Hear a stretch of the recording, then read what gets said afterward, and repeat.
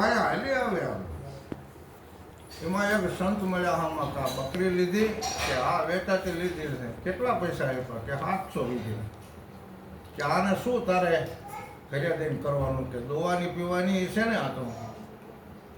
કે ના ના આને મારે વેચી દેવાની 2 રૂપિયા વધારે આવે 700 ના 900 એટલે કે આપી દેવાની કે અહીંયા એ શું કરશે કે એ આ બકરીને કાપી નાખે.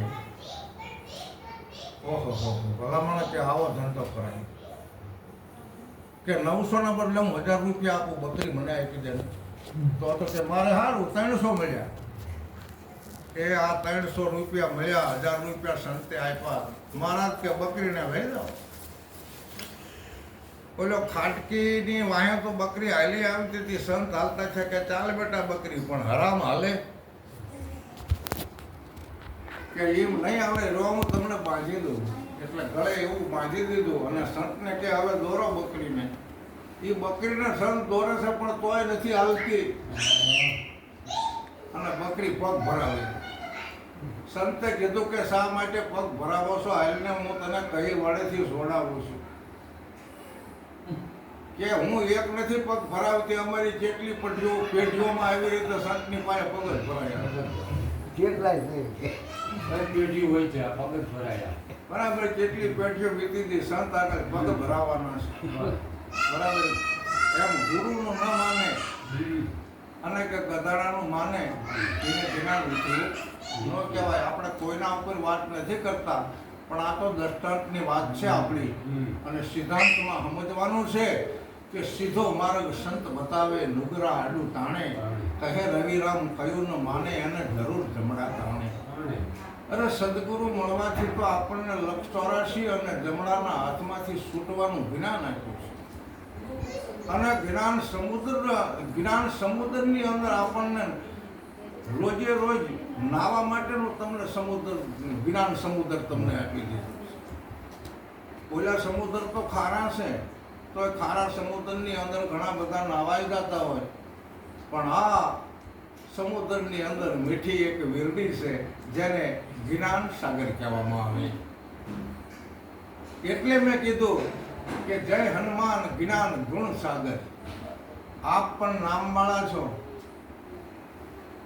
આપનામાં પણ આત્મા બિરાજમાન છે, આપના પણ વચન પણ છે,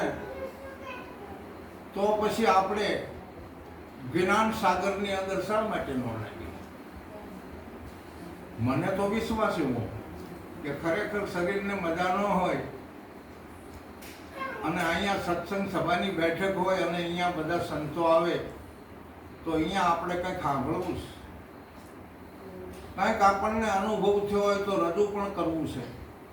તો જેથી કરી અને મને એવો વિશ્વાસ કે આપણામાં કંઈ પણ દર્દ હોય તો એવું દર્દ રહી શકતું નથી. વાત બિલકુલ સાચી છે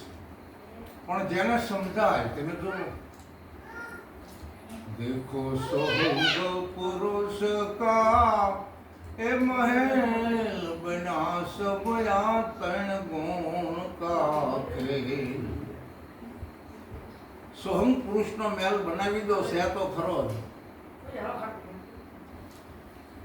ઓમકારે 3 ગુણ પ્રગટ્યા, 3 ગુણની છે માયા,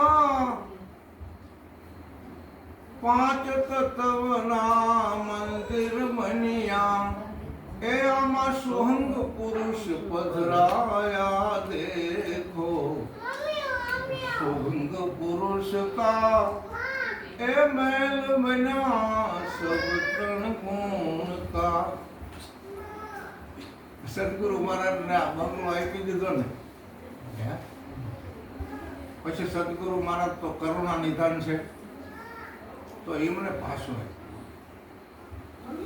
તો ખરેખર આ કોનું શરીર છે? આ કોની વસ્તુ પાછી આપી છે એમની હોય ને આપણે ગમે તે વસ્તુ વેચી દીધી હોય પછી સામે જે ખરીદી લીધી હોય એની ન કહેવાય. તો સદગુરુને કદાચ એમ કે ભાઈ આ મેં તમને પાછી આપી છે ને આવું તમારે હવે મારા કામની અંદર તમારે આવવાનું છે તો તમે આવી શકશો કે નહીં? ખરેખર એમ કે આ તો સોહમ પુરુષનો મેલ છે એટલે સદગુરુ મહારાજે આપણને પાછું આપેલું છે એનું છે આ સોહમ સદગુરુ ને ઓહમ સ્વરૂપ તમારું છે દેખો સોહમ પુરુષ કા મેલ બિના સબ ત્રણ ગુણ કા ખેલ ત્રણ ગુણ અને 25 પ્રકૃતિ આવું માયાવી નગર છે એમનું પણ ઈ પોતે નથી બહુ સમજવાની રીત છે नाम रूप से हम है न्यारा नहीं उपना नहीं दाया मेरे कुल की कोई जात वर्ण नहीं मैं अगम पंथ से आया देखो सोहंग पुरुष का ए महल बना सब त्रण गुण का खेल आमा नहीं मैं उत्तम नहीं मैं मध्यम नहीं नर के नहीं नारी पशु पंखी माँ परखी ले जो ए सब माँ जो तय मारी देखो सोहंग पुरुष का ए महल बना सब त्रण गुण का खेल આ તો સોહંગે સોહંગના